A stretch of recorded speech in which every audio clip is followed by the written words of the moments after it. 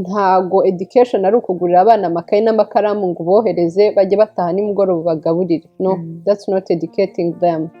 So icyo twabashishikariza rero kutamenya icyongereza rwose si ikibazo. Mwese mufite amateleviziyo murayabareresha mubirizaho, ako nta nubwo ushaka kuvuga uti byibuze reka mbashyireho na video y'umwarimu uri kwigisha imibare ku buntu, basi yige umenye ngo umwana wanjye afite weakness ahangaha. Kuba involved ni ukumenya inshuti z'umwana wawe. Ababyeyi benshi cyane cyane twababyeyi muri Afurika ntabwo ibyo nubwo byitaho. Umwana kumwohereza ku ishuri gusa ntago tuba dukeneye ko biga imibare, icyongereza, za histoire, ibintu nk'ibyo gusa, ahubwo tuba dukeneye gushapinga character zabo. Kandi tuzi ko ku ishuri ibyo ngibyo ntago ari ikintu nyine bakunze kwibandaho, baba bafite ibyabo bibanzeho. Ikindi nakongeraho,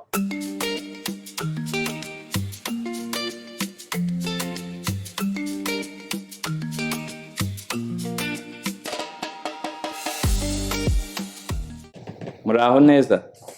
Yego. Amakuru yanyu? Amakuru ni meza. Abantu batabazi mwatangira kutwibwira kugira ngo babamenye, noneho rero tuganire kuri topic yatuzanye no munsi. Njye nitwa Rakaza, ndi umubyeyi, ndi umukristo. Ndumva ari ibyo. Urakoze cyane Arakaza Grace. Nanjye nitwa Jackie, ndi umumama, umukristo, and I'm a wife. Murakoze cyane kutwibwira. Rero topic nshaka ko tuganira uno munsi ni topic ijanye na homeschooling.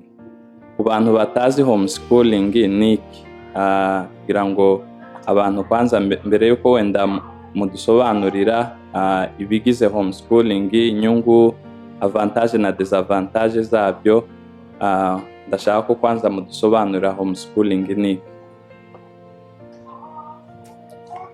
Homeschooling ku batayizi ni uburyo bwo kwiga cyangwa se kwigishiriza abana mu rugo bigishwa n'ababyeyi babo nk'uko dusanzwe tubimenyereye. Ubundi ababyeyi benshi bohereza abana ku mashuri aho bigishwa n'abandi bantu babugenewe se cyangwa abo dukunze kwita abarimu, ariko muri homeschooling umubyeyi ni uba uri responsible kwigisha umwana we kandi akabikorera mu rugo. Murakoze cyane. So rero ikibazo kindi nshaka kubabaza ni ukubera ko mwahisemo homeschooling. Akonzi ko abanyafurika benshi badakora iyi system ijanye na homeschooling. Mwe mwahisemo homeschooling byatewe n'iki? Nize inyungu zirimo kugira ngo n'abandi nyine wenda bakwifuza kubikora kugira ngo nabo barebe ko babikora? Impamvu twahisemo homeschooling cyangwa se kwigishiriza abana mu rugo, impamvu ya mbere ni uko n'ubundi abana Imana nitwe yabahaye ngo tubarere. So kwigisha cyangwa se education n'ubundi mbere yo kuba umurimo wa leta ari byo public school cyangwa se private school, ni umurimo w'umubyeyi. So Imana nyine yagenye ko ababyeyi bigisha abana. So that's one of the reason. Nuko turabibona nyine nko mu gutegekwa kwa kabiri, Imana nyine iha Abisirayeli amategeko ntago yayabahaye gusa ngo birangirane n'iyo generation, ahubwo yarababwiye ngo ibingibi mbabwiye mugende mubibwire abana banyu, mubibigishe ku manywa na nijoro, mubibabwire mubyutse, mubyandike ku marembo y'inzu zanyu. So homeschooling rero iduha uwo mwanya wo kuba ari twebwe twigisha abana bacu. Ikindi cyatumye homeschoolinga na mugenzi wanjye aza kongeraho ko dufite impamvu nyinshi cyane, ni uko binyuze mu kwigisha abana bo mu rugo tubona uburyo n'umwanya byo kubabera byo making disciples, kubera ko ntago umuntu abereyeho kwiga ibyo abantu bita imibare, science, history, nubwo ibyo byose nabyo ijambo ry'Imana ribishapinga, ahubwo ubugingo bw'umwana ni priority kuri twebwe. Their souls are our priority. Nubwo n'ibindi tutabiha agaciro gato, ariko by'umwihariko icyo ngicyo cyo kirakomeye cyane. ikindi cyatumye homeschoolinga ni uko dukunda kuba hamwe n'abana bacu. Ntabwo nyine twumva ari ikintu cyiza ko abana bagenda mu gitondo bagataha nijoro kuva kuwa mbere kugera kuwa gatanu. So we love, dukunda kuba dufite abana bacu nyine, ni twebwe Imana yahaye umurimo wo kubarera, therefore tugomba kumarana nabo igihe kinini gishoboka cyose. Umuvandimwe nawe yakongeraho kuko impamvu ni nyinshi, ntabwo turi buzivuge ngo tuzimare. Mugenzi wanjye arakoze cyane kuko izo mpamvu abahaye navuga ko ari the main reasons, nubwo hariho n'izindi nyinshi. So impamvu yindi twahisemo kwigishiriza abana mu rugo ni uko tuzi ko nta hantu hari safe nko mu rugo. Ababyeyi benshi ndabizi ko niyo twohereza abana ku mashuri uba nyine uba ufite uruhuha aho umwana wawe yagiye, utazi uko biba bimeze, utazi ngo yirirwana nande, utazi ngo aba yigishijwe ibiki. Ariko twe twahisemo kubigishiriza mu rugo nyine kugira ngo tubashe kumenya ibyo biga, twihitiremo ibyo tubigisha bitewe n'ibyo tubona bakeneye. Nk'uko yabivuze, umwana kumwohereza ku ishuri gusa ntabwo tuba dukeneye ko biga imibare, icyongereza, za histoire, ibintu nk'ibyo gusa, ahubwo tuba dukeneye gushepinga character zabo. Kandi tuzi ko ku ishuri ibyo ngibyo ntabwo ari ikintu nyine bakunze kwibandaho, baba bafite ibyabo bibanzeho. Ikindi nakongeraho, turakomeza tubabwira izindi mpamvu. Ikindi nakongeraho ni uko impamvu yindi dukunda guhomeschoolinga ni uko tuba dushaka guprotectinga innocence y'abana bacu. Murabizi hano rwose nko muri Amerika no mu bihugu bya western countries, uretse ko mu isi yose mbona ariho bijya, nyine hanze aha ntago horoshye. Ntago horoshye, ibintu bigenda biba bibi kurushaho. Ibyo bigisha abana bacu usanga nyine abana baragenda babindoctrinatinga, babigisha ni bibi nyine. Babwira abahungu ko ari abakobwa, babwira abakobwa ko baba abahungu cyangwa bakaba injangwe, barabigisha ko umubiri wawe wakoresha icyo ushaka, barabigisha. Hari ibintu byinshi bibi hanze aha abana basigaye biga bakiri bato. N'utigishijwe ibyo ngibyo bagenzi be bigana wenda iwabo barabibigisha, hari bullying, hari iki. So we homeschool so we can protect our children's innocence. Ni ikintu cy'ingenzi cyane. Ikindi nsorezaho muri avantage zituma duhomeschoolinga ni uko, ikindi dukundira guhomeschoolinga ni uko umwana tumwigisha bitewe n'ubushobozi afite. Hari video twaze turi kureba ejo bundi y'umwana warangije wa graduatinze kaminuza afite imyaka 10. Kubera iki? Niba umwana afite ubushobozi akaba afite ubwenge, kubera iki ngomba kumudindiza umwaka wose ngo kugira ngo ategereze abandi bazimukane? Kubera iki umuntu agomba gutegereza abandi ngo bimukane? Agatangira kuri ABCD kandi wenda azizi ngo kubera ko afite imyaka 5 ngo agomba kujya muri kindergarten. No, niba umwana nyine afite ubushobozi agomba kugendera kuri speed. Kandi niba ari n'umwana ugenda gahoro, which is totally fine, nawe tumugendesha gahoro, ntabwo tumwirukansa, ntawe aba ari gusiganwa nawe. Dukunda nyine iyo flexibility homeschooling duha. Hari ikindi wongera? Ikindi kibazo rero nababaza, umuntu rero ushaka kubikora wenda yahita yibaza niki bisaba, wenda kuko ntabwo abantu benshi Yesu babikora, ariko kandi hariho wenda n'uwakumva wareba ino video agahita avuga ati nanjye rwose nakwifuza kubikora, ariko se bisaba certificate, bisaba kuba harigiye kuba mwarimu, niki bisaba? Icyiza cyo guhomeschoolinga rero ntago bisaba ibintu byinshi cyane nk'uko abenshi yenda babitekereza. Ikintu cya mbere bisaba nyine wo kuba ubikeneye, kandi wenda ushobora kuba wanavuga n'ururimi abana bawe bigamo. Urugero wenda nk'hano muri Amerika dukoresha ururimi rw'icyongereza.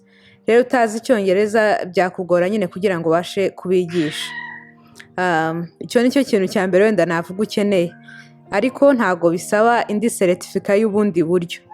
Buri state igiye igira ibintu igenderaho, ariko amastate menshi ntago basaba amacertificate nyine ku babyeyi bakeneye guhomeschoolinga.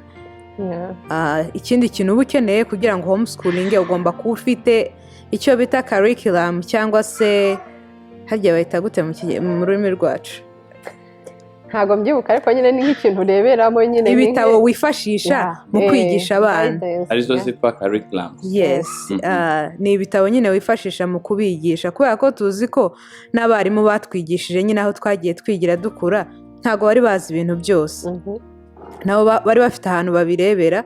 Rero natwe nk'ababyeyi hano mu rugo tuba dufite ibyo bitabo, haba harimo ibirimo amasomo nyine ugomba kwigisha abana bawe, harimo n'ibikugayidinga n'uburyo utanga iryo somo, ukaba ufite n'ikindi nyine wifashisha kiba kirimo ibisubizo by'ibyo wigisha abana bawe nyine kugira ngo bibashe nyine kugufasha nyine nk'umubyeyi kubigisha. Sinzi ko hari ikindi kintu nasize. Ndumva wenda icyo twakongeraho ni uko bisaba time, birasaba umwanya, nk'uko nyine umwana ajya ku ishuri akiga bisaba umwanya nyine, ntabwo nyine udafite umwanya wabikora. Ndumva ari ibyo. None se muvuze ku bijyanye mu biba bikenewe, wavuze yuko nyine bidasaba certificate. Ku bijyanye n'amakarikiramuzi rero ni ubwoko bumwe, hari amakarikiramu atandukanye cyangwa ibitabo byo kwigisha abana, aho ngaho naho mwahakoraho kugira ngo wenda umuntu anamenye se yabishakira he, ni he yahera kugira ngo umuntu wenda nimba afite iyo ide yo guhomeschoolinga, karikiramu ziboneka gute, ibyo bitabo biba hehe, ni izihe choice aba afite wenda?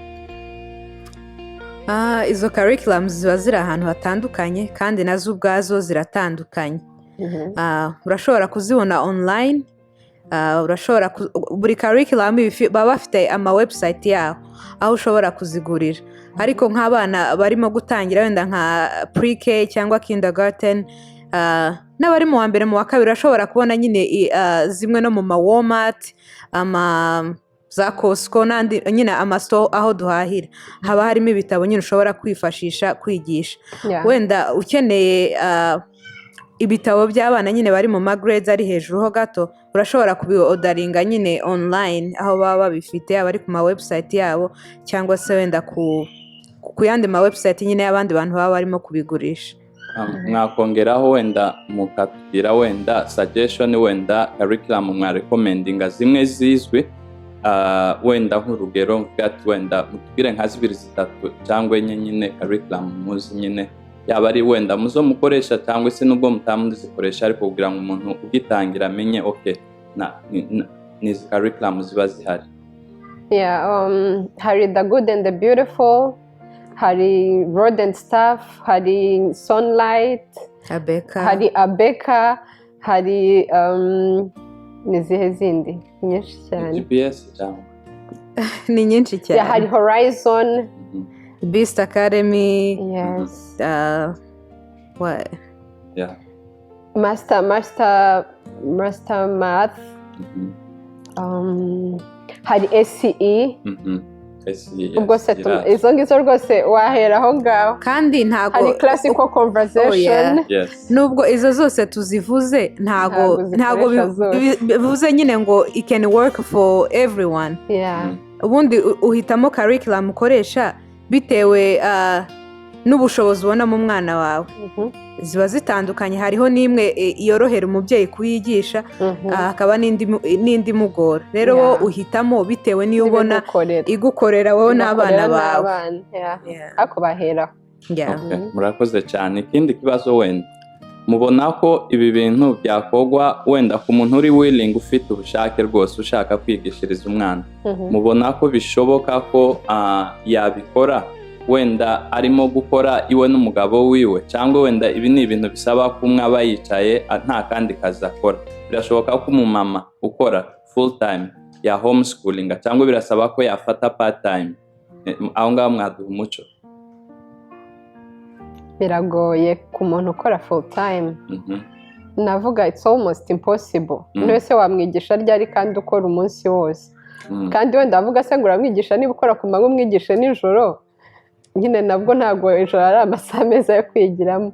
Icyakora wenda some people abantu bakorera mu rugo, umuntu ukorera mu rugo baba bafitemo aga flexibility ho nyine ku buryo wazajya urimo gukora ku kazi kawe wenda uri wanamuhaye n'ibyo akora aho ngaho, especially umwana akiri mu grade matoya, kuko ntabwo bayiga amasaha menshi. N'abamaze gukuraho abashobora kwisomera wenyine, ashobora wenda gukorera guidance. ariko Ariko mainly biragoye. bisaba umwanya pe. ubwo mwarekomendinga kuba nyine wenda nk'umumama wenda nimba adakora niyo byamworohera cyangwa akora nyine iyo part time afite amasaha nyine aba ari mu rugo, cyangwa umugabo we wenda nawe ari involved. yes. I think ko ibi nyine kuri famiye ni ishobora kureba bitewe n'umwanya mufite wa mugani, ashobora no kuba umumama akora ariko n'umupapa afite flexibility, afite uburyo ari mu rugo, bareba. Ariko kwigisha bitwara umwanya realistically, ntabwo nyine ari ibintu bavuga ngo nzajya nseseka ngo mu bintu maze gukora gahunda zanjye zose ngo nsesekemo n'ishuri. Oya, umwana nyine aba akeneye kwigishwa, ugomba kureba the best time nyine, amasaha meza yo kugira ngo umwana yige. Uvuze ngo uramwigisha nimugoroba nawe mu mutwe aba yarushye, rero nta kintu nyase ubundi ngo yakwirwa umunsi wose ari gukora iki. Ikindi wenda aho ngaho umuntu ikibazo cyane nkunda kubazwa ku bantu wenda batubaze se bakunda kutubaza se ni gute mu grading abana banyu, bahita nyine ko mubigishiriza baja se gukora ibizamini buri kwezi kuri public school kuri leta, cyangwa wenda mubakoresha ibizamini? Ni gute aho hantu mwahasobanurira mutanga umuco naho zayatubwira. Uburyo tugrading abana nk'uko nabibabwiye, tuba dufite ibitabo bidufasha ibyo tureberamo ibisubizo nyine. Rero twebwe ubwacu turabagradinga, tubaha amanota nyine bitewe n'uko bakoze n'ibisubizo nyine dufite. Niba yagitoye, yes, turamuha très bien, is that what they used to say? Turamuha very good nyine ko yagitoye. Kandi nimba yakishe, rega dukosora nk'abarimu. Ntago ngiye nk'umubyeyi wigishiriza umwana, ntago najya guha umwana wanjye ngo yabikoze neza kandi atabikoze neza. Naba ndimo kwihemukira, ndi guhemukira n'umwana wanjye. Ahubwo ngewe rero mbamo intense, ahubwo ndanamukorekitinga neza. Niba hari n'akantu atakoze neza cyane, ngomba kumekinga sure ko yagakoze. Rero tuba dufite n'amatesite, izo curriculum zizana n'amatesite nyine abana bagomba gufata. Rero iyo turangije unit runaka tuba tugomba gufata na test, ariko nitwe tubikosorera twenyine. Ako kuwagira impungenge, hari n'amatesite aba hari nyine, like ushobora kuba nyine uri umubyeyi ukavuga ati ni gute naba sure koko ko umwana wanjye yize ibintu byose wenda ari ku rugero rw'abandi banyeshuri bari muri grade ye. Hari amatesite rwose ababishaka twatanga resources, ku buryo ushobora gushaka indi test atari wowe wateguye, atari nawe uzakosora, umwana agafata test online. Gusa icyanyuma nta nubwo rega test ari ngombwa cyane rwose pe. Erega iyo umwana wawe ari kwiga ibintu ari kubimenya ubibibona, kandi niyo atari kubibona rega bitandukanye niyo umwarimu yigisha abantu 40 atabakoresha teste ntabwo yamenya niba babizi cyangwa batabizi. Ariko twebwe niba yigisha abana 5 cyangwa 3 cyangwa 2 ubu bibona nyine, utari kumva imibare ubu bibona ko atari kubyumva. Ntabwo wajya ku kindi cya kindi atarakimenya. So ntacyo teste zitwaye, ariko ntabwo ariyo ultimate, ntabwo aricyo kintu tureberaho cyane ko abana bacu ibintu babyumva cyangwa batabyumva.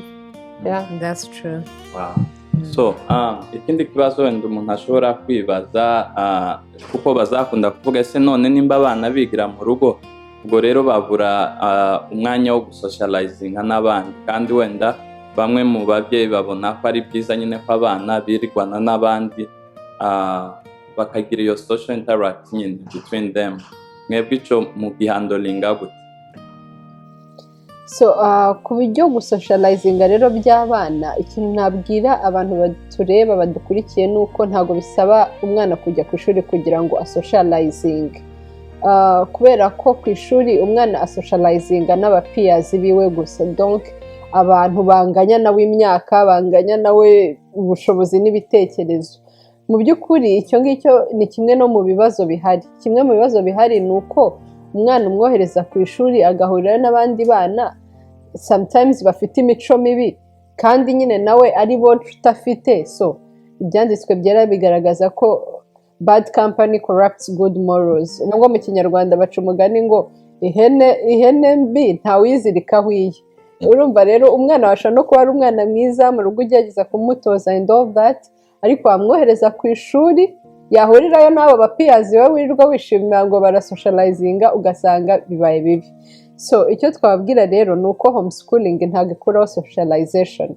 Abana bacu barasocializinga kandi basocializinga n'abantu batandukanye, ariko icyo twababwira ni uko abana bacu babonana n'abandi bantu. Ntabwo mu rugo ari muri gereza, ntabwo duhora twabafungiranye hano.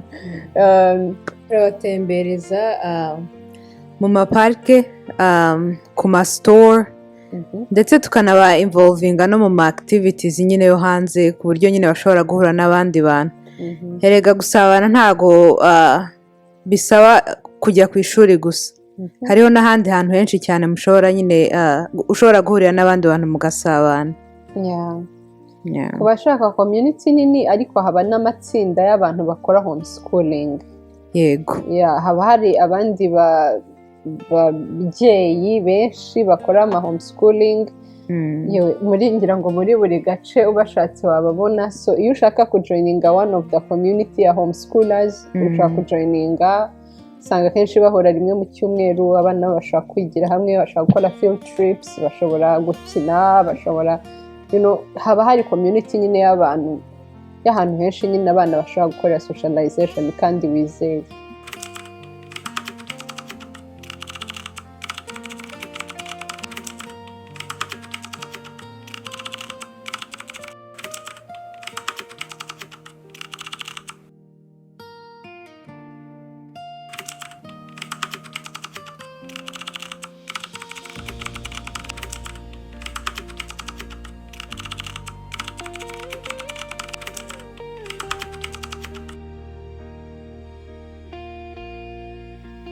Yego, birashoboka ko nyine ushobora kwenrolinga abana bawe mu ma activity yo hanze nubwo baba batigira mu mashuri ya public. Itandukaniro ryaho ni kimwe n'uko muri public haba hari abantu bakwigishiriza abana bawe, ndetse abo bantu ni nabo baba enrollinga muri izo activities. Rero ku bana bigira mu rugo, wowe nk'umubyeyi ni wowe ubandikisha se cyangwa ubashakira izo activities ziba zihari, ni wowe ubishyurira kugira ngo babashe kuziatendinga. Ariko yego, birashoboka ko nabo bazitabira.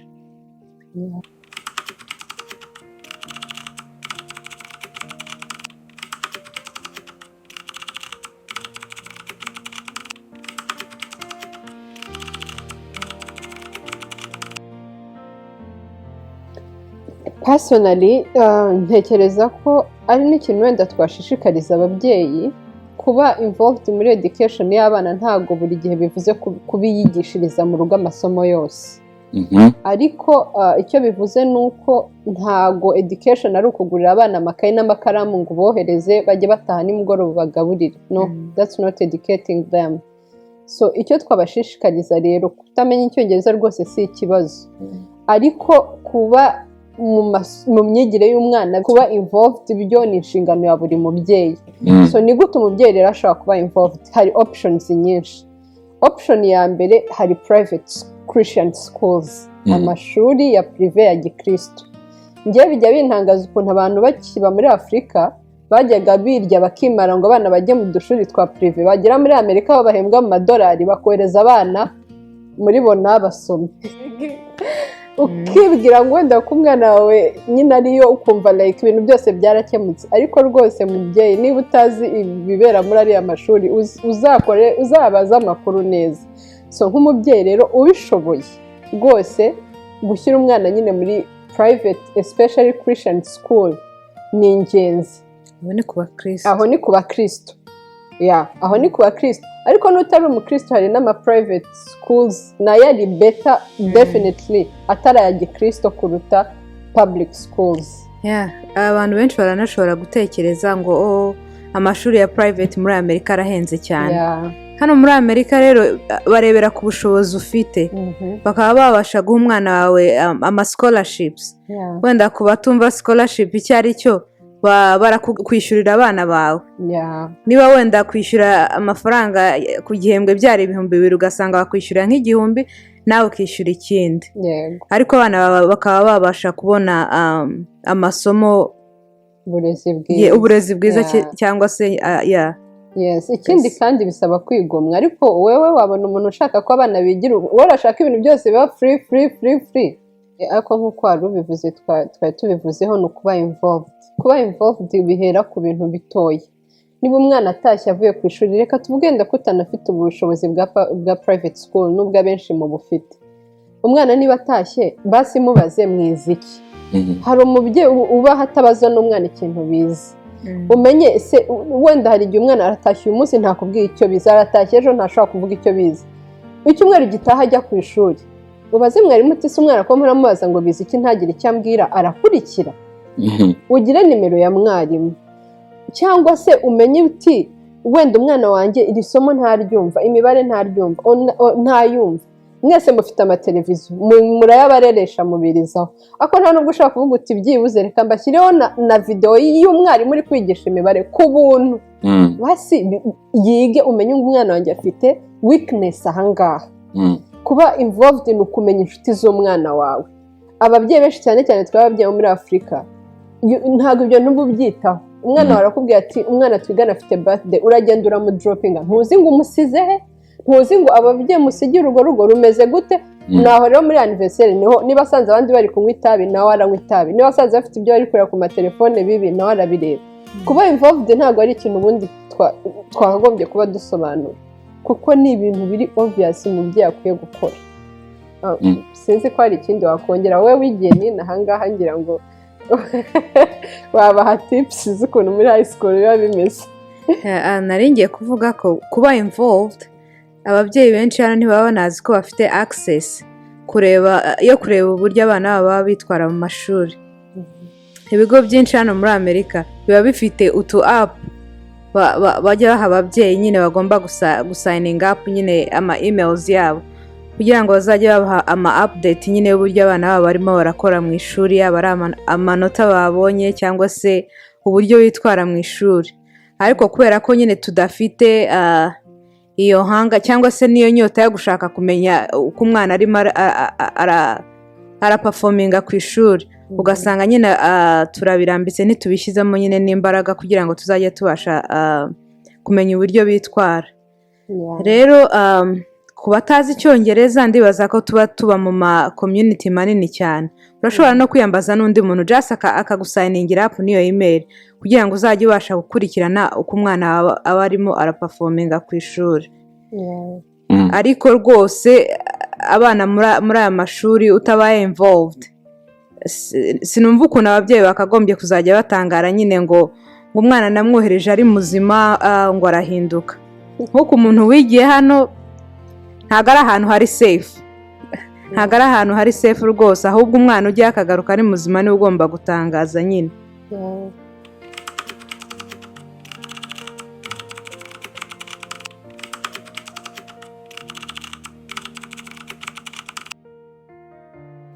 Amafaranga bitwara araterwa na curriculum wahisemo.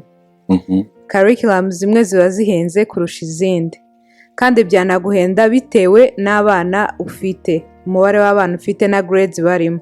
Hari igihe usanga wenda ufite abana barimo gufata amasomo amwe, muri ubwo buryo byakorohera. Biragoye kugira ngo umuntu abe yabasha kuvuga ngo average y'amafaranga ushobora guspendinga ni aya ngaya tutazi curriculum ushaka kugura. Wenda twihereyeho hariho nka zimwe ushobora kubona full curriculum nyine y'umwana umwe nko kuri 350. Ariko kandi sina ngombwa kugura inshyashya, haba hariho ama website ushobora kugura ama curriculum ari used ariko nyine akiri mazima. Wenda nkanjye uyu mwaka nshobora kuba ndi kwigisha umwana uri mu wa kabiri, umwaka utaha akaba agiye mu wa gatatu ngashaka kugurisha bya bitabo nakoresheje mu wa kabiri. Rero usanga ababyeyi barimo kubigurisha kuri discount cyangwa se ku giciro kiri hasi. So hariho uburyo nyine ushobora kuguramo ibyo bitabo bikakorohera nyine bitewe n'aho wabiguriye ndetse na curriculum wahisemo.